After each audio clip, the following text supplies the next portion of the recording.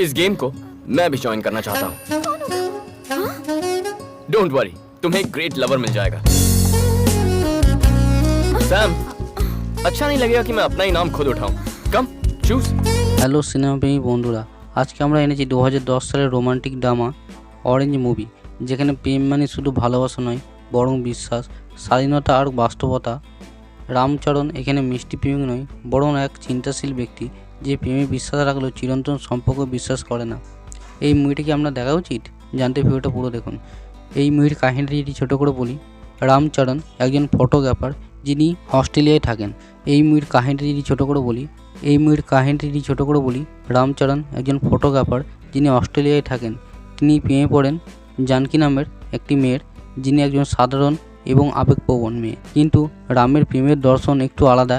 সে বিশ্বাস করেন চিরদিন সম্পর্ক বলে কিছু নেই, সম্পর্ক ভালোবাসার জায়গা না হারিয়ে সুতোপুত হওয়া উচিত। এই ভিন্ন দর্শনের জন্য শুরু হয় টানপোড়েন, সন্দেহ আর আত্ম উন্মোচনের এক সফর।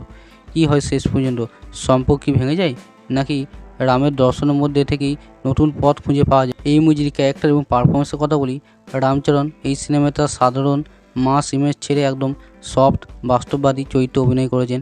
বেশ confidence, dialogue delivery, body language সব মিলিয়ে চমৎকার। জেনেলিয়া ডিসুজা পারফর্ম প্রাণবন্ত।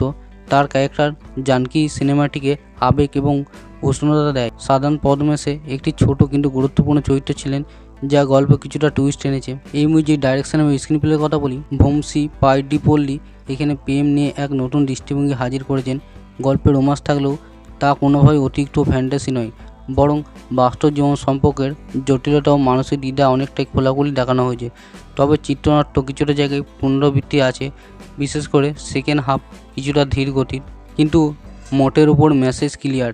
ভালোবাসা মানেই বাকি জীবন একসাথে থাকা নয়, বরং একে অপরকে স্বামীরা সম্মান করা। এই মুভির সঙ্গীত এবং টেকনিক্যাল দিকে কথা বলি, গানগুলো খুবই ভালো করেছে। সিনেমাটোগ্রাফি অন্তত সুন্দর, কালার টোন, লোকেশন সবই সিনেমাকে আরও প্রিমিয়াম করে তুলেছে। এডিটিং কিছুটা কড়াভাবে করা গেলে সিনেমাটা আরও টাইট হতো। এই মুভিটি পজিটিভের কথা বলি, নতুনভাবে প্রেমের ধারণা উপস্থাপনা করা, রামচরণ ও জেনেলিয়ার কেমিস্ট্রি, অসাধারণ মিউজিক, চমৎকার সিনেমাটোগ্রাফি, বাস্তব জীবনের মধ্যে সম্পর্ক জটিলতা দেখানো হয়েছে।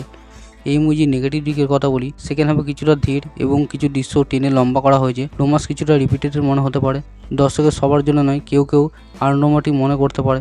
এই সিনেমা প্রেমের উপর নতুন চিন্তা জায়গায় এবং প্রশ্ন তুলে, ভালোবাসা কি সবসময় চিরন্তন হওয়া উচিত? আমার রেটিং 5-এর মধ্যে 3.5। যদি তুমিও, আমার মুভিটা ভালো লেগেছে। আপনি কি অরেঞ্জ মুভি দেখেছেন?